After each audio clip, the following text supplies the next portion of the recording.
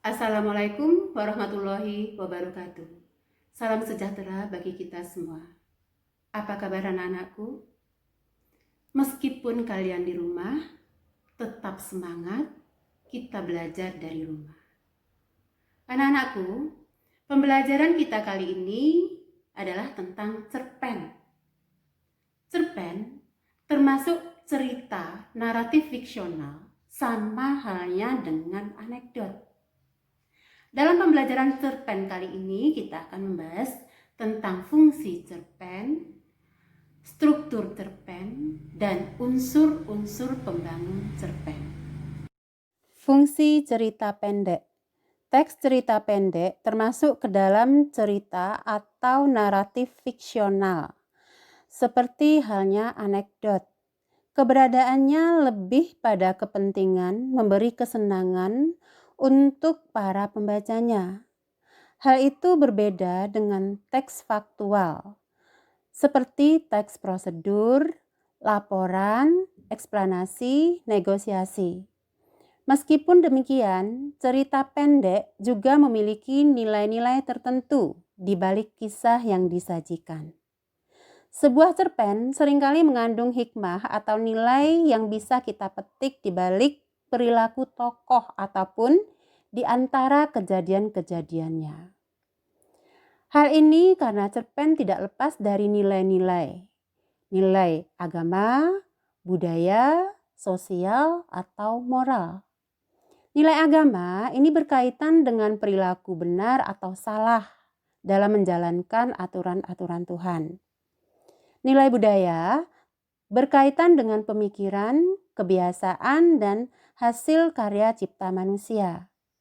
Nilai-nilai sosial berkaitan dengan tata laku hubungan antara sesama manusia atau kemasyarakatan.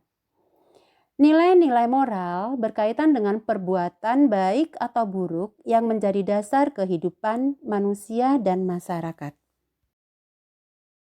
Struktur cerita pendek. Struktur cerita pendek secara umum dibentuk oleh 1. Bagian pengenalan, 2. Penanjakan, 3. Menuju konflik, 4. Puncak konflik, 5. Penurunan, 6. Penyelesaian.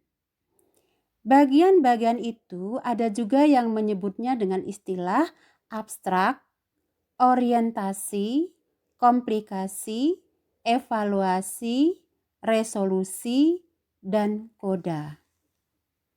Abstrak atau sinopsis merupakan bagian cerita yang menggambarkan keseluruhan isi cerita. Keberadaan abstrak dalam cerpen bersifat opsional. Maksudnya, mungkin ada dan mungkin bisa tidak muncul dalam cerita. Karena kisah dalam cerpen cenderung langsung pada peristiwa-peristiwa penting, tidak bertele-tele, langsung terpusat pada konflik utamanya. Kita lihat dalam cuplikan cerita tikus dan manusia berikut. Dalam cuplikan tersebut, itu menggambarkan keseluruhan dari isi cerita dalam tikus dan manusia. Orientasi atau pengenalan cerita, baik itu berkenaan dengan penokohan ataupun bibit-bibit masalah yang dialaminya. Dalam bagian ini, pengarang memperkenalkan para tokoh, menata adegan dan hubungan antar tokoh. Kalian lihat dalam cuplikan Rembulan di Mata Ibu karya Asma Nadia. Cuplikan tersebut mengenalkan masalah yang dialami tokoh, yakni awal mulanya rasa benci tokoh utama terhadap ibunya. Struktur berikutnya adalah komplikasi dan puncak konflik atau klimaks, yakni bagian cerpen yang menceritakan tentang permasalahan yang dialami tokohnya. Puncak konflik merupakan puncak masalah atau klimaks yang dialami oleh tokoh utama. Masalah itu tentu saja tidak dikendaki oleh sang tokoh. Bagian ini pula yang paling menegangkan dan rasa penasaran pembaca tentang cara sang tokoh di dalam menyelesaikan masalahnya bisa terjawab. Kalian perhatikan dalam cuplikan Rembulan di Mata Ibu karya Asma Nadia ini. Pada bagian ini timbul ketegangan antara tokoh utama dia dengan ibunya.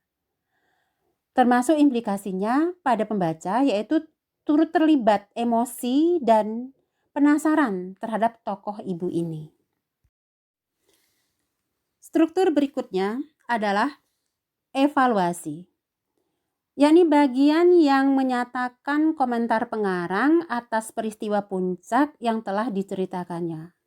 Komentar yang dimaksud dapat dinyatakan langsung oleh pengarang atau diwakili oleh tokoh tertentu. Pada bagian ini, alur ataupun konflik cerita agak mengendur. Tetapi pembaca tetap menunggu implikasi atau konflik selanjutnya sebagai akhir dari cerita. Kalian perhatikan dalam cuplikan Rembulan di Mata Ibu karya Asma Nadia. Ini, pada kutipan cerita ini konflik mulai mengendur, terjadi perubahan sikap ibu yang keras. Berikutnya adalah resolusi, merupakan tahap penyelesaian akhir dari seluruh rangkaian cerita.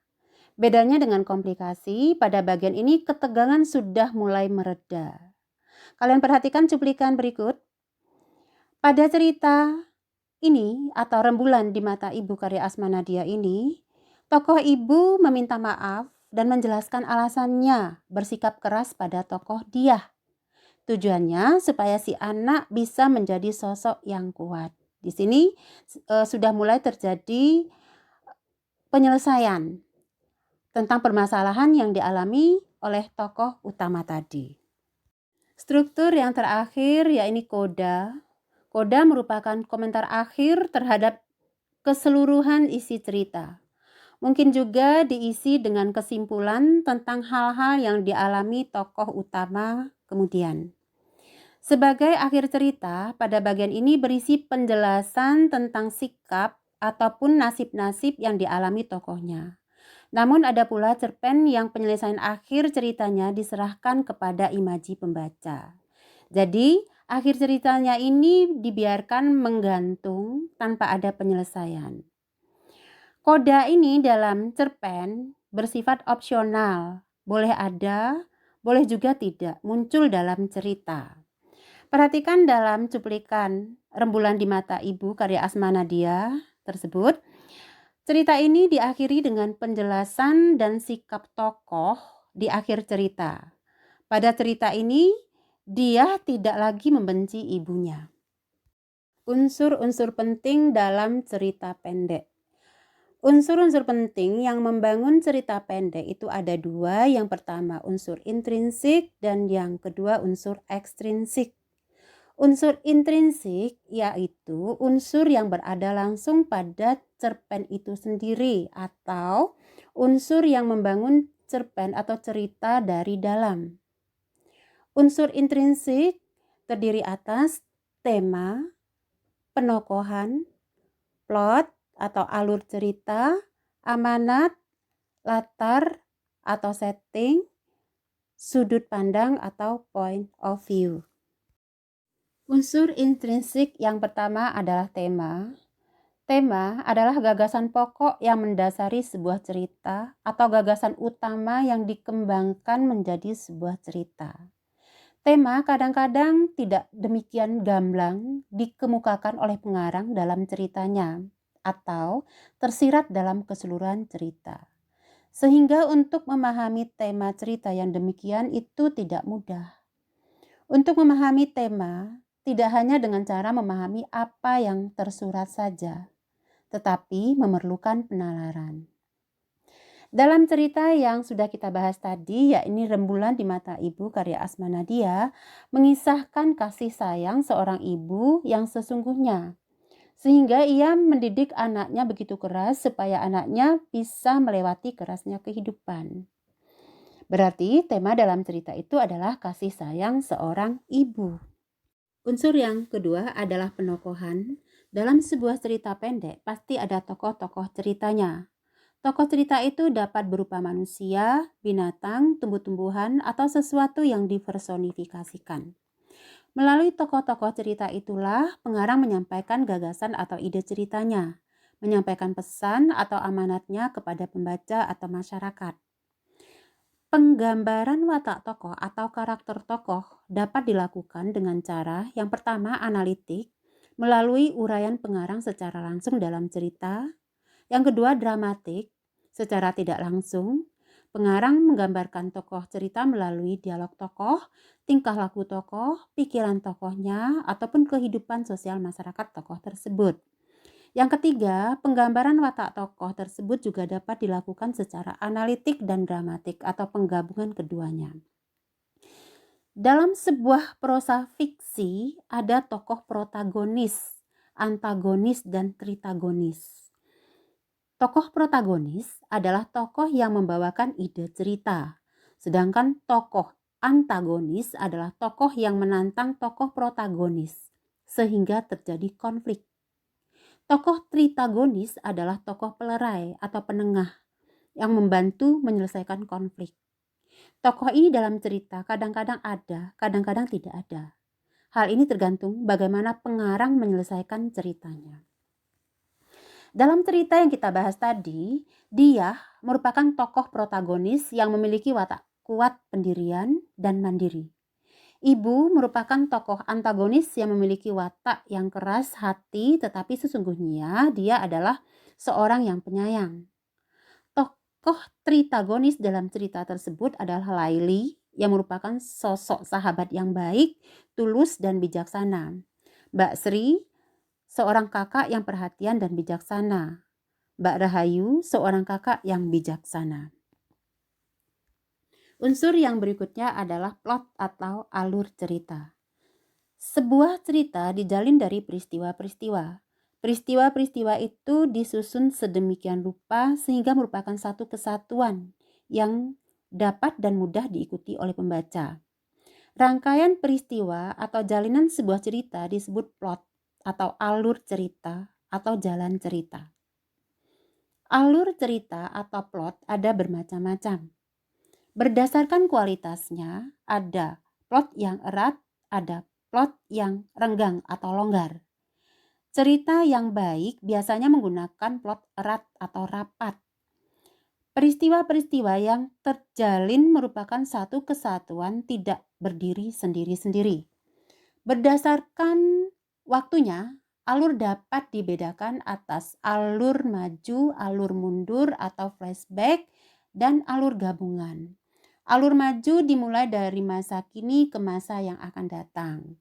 Alur mundur atau alur sorot balik atau flashback dimulai dari masa lampau sampai ke masa kini. Alur gabungan adalah gabungan keduanya. Berdasarkan jumlahnya atau kuantitasnya, maka alur dapat pula dibedakan atas alur tunggal dan alur ganda. Alur tunggal adalah alur yang digunakan dalam cerita tersebut hanya ada satu alur saja. Sedangkan alur ganda adalah alur yang digunakan lebih dari satu alur. Alur dalam cerita Rembulan di Mata Ibu merupakan alur campuran atau gabungan. Berarti alur yang digunakan adalah alur ganda. Karena penulis menceritakan kejadian secara progresif yang diselingi kejadian masa lalu atau flashback.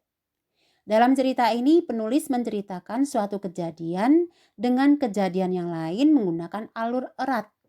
Karena kita dapat mudah memahami rangkaian cerita demi cerita yang disajikan penulis. Unsur intrinsik berikutnya adalah amanat. Seorang pengarang dalam karyanya tidak sekedar ingin mengungkapkan gagasannya, tetapi mempunyai maksud tertentu atau pesan tertentu yang ingin disampaikan kepada pembaca. Pesan tertentu itulah yang disebut amanat.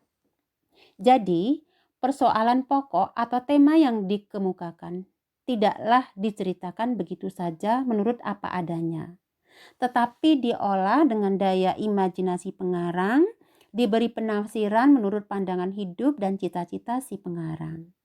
Biasanya cerita tersebut disertai pula dengan pemecahan masalah. Pemecahan masalah pokok inilah yang disebut pesan pengarang atau amanat. Biasanya amanat tersebut berupa pandangan atau pendapat pengarang tentang bagaimana sikap kita kalau kita menghadapi suatu masalah. Amanat dalam karya sastra memang merupakan hal yang penting sebab dapat memperkaya pengetahuan pembaca tentang hidup dan kehidupan. Untuk memahami dan mencari amanat sebuah karya sastra, kita perlu mengetahui temanya, karena amanat merupakan pemecahan terhadap tema. Amanat biasanya tersirat, oleh karena itu diperlukan penalaran dan kejelian untuk menemukannya. Amanat dalam cerita yang kita bahas tadi antara lain, jangan pernah membenci orang tua, apalagi seorang ibu yang telah melahirkan kita. Karena orang tua mendidik kita dengan keras tentu ada maksud dan tujuannya. Orang tua selalu menginginkan anaknya sukses dan bahagia. Dalam cerita itu juga bisa kita menemukan amanat, jangan pernah berkata kasar, membentak, menjawab, menatap sinis kepada orang tua, karena akan melukai perasaan orang tua kita. Unsur berikutnya adalah latar atau setting. Penggambaran atau pelukisan tempat pada saat peristiwa itu terjadi disebut dengan latar atau setting. Adapun jenis-jenis latar dalam sebuah cerita pendek terdiri atas yang pertama latar waktu. Latar waktu adalah keterangan tentang kapan peristiwa dalam cerpen tersebut terjadi. Misalnya pagi hari, siang hari, malam hari. Yang kedua, latar tempat atau ruang. Latar tempat menunjukkan keterangan tempat peristiwa itu terjadi. Misalkan di rumah, di kamar, di sekolah, di Salatiga. Yang ketiga yaitu latar suasana. Latar suasana adalah keterangan yang menggambarkan suasana yang melingkupi peristiwa itu terjadi. Misalkan suasana gembira, sedih, romantis. Dalam cerita Rembulan di Mata Ibu karya Asma Nadia yang kita bahas tadi, latar tempatnya yaitu di kamar kos, di kamar, beranda rumah, dan padang rumput. Latar waktunya senja dan malam hari. Latar suasana sedih dan tegang. Unsur intrinsik berikutnya adalah sudut pandang atau point of view. Sudut pandang atau point of view atau disebut juga dengan titik pengisahan adalah posisi pengarang dalam cerita atau mengisyaratkan siapa yang menuturkan cerita dalam karangannya. Beberapa alternatif kedudukan pencerita terhadap karyanya adalah sebagai berikut. Yang pertama, pencerita merupakan salah seorang tokoh cerita yang selalu berkisah dengan menyebutkan dirinya sendiri dengan sebutan aku. Pencerita seperti ini disebut sebagai akuan atau orang pertama. Yang kedua, pencerita dapat juga berada di luar cerita. Di dalam kisahnya, pencerita mengacu kepada tokoh atau tokoh-tokoh yang ada dalam cerita dengan kata dia, ia, beliau, atau menyebutkan namanya. Maka pencerita seperti ini disebut juga dengan diaan atau orang ketiga. Nah, di dalam cerita nanti orang pertama atau akuan ini dapat pula dibedakan atas dua, yaitu akuan sertaan atau orang pertama pelaku utama dan akuan tak sertaan atau orang pertama pelaku sampingan. Dan yang kedua yaitu diaan atau orang ketiga itu juga dapat dibedakan atas dua, yaitu diaan terbatas dan diaan serba tahu. Sudut pandang dalam cerita yang kita bahas tadi adalah sudut pandang orang pertama pelaku utama atau akuan sertaan. Di dalam cerita, penulis menyebutkan dirinya aku dan sekaligus menjadi tokoh utama dalam cerita yang menggerakkan jalan cerita tersebut. Unsur yang membangun karya sastra yang kedua adalah unsur ekstrinsik. Unsur ekstrinsik adalah unsur yang membangun karya sastra dari luar, tetapi berpengaruh pada keberadaan karya itu. Unsur ekstrinsik dalam cerpen antara lain yaitu psikologi pengarang, lingkungan pengarang, latar belakang sosial budaya. Dalam cerita yang kita bahas tadi, kita bisa melihat latar belakang Asma Nadia adalah seorang muslim dan penulis perempuan Indonesia yang produktif. Karya-karyanya banyak menonjolkan karakter tokoh muslimah dan sisi kebaikan atau religius yang merupakan ciri khas setiap karyanya. Di sini, Asma Nadia mengajarkan kepada kita bagaimana bersikap terhadap seorang ibu yang telah melahirkan kita. Demikianlah pembelajaran kita tentang cerpen. Semoga bermanfaat. Tetap semangat belajar dari rumah.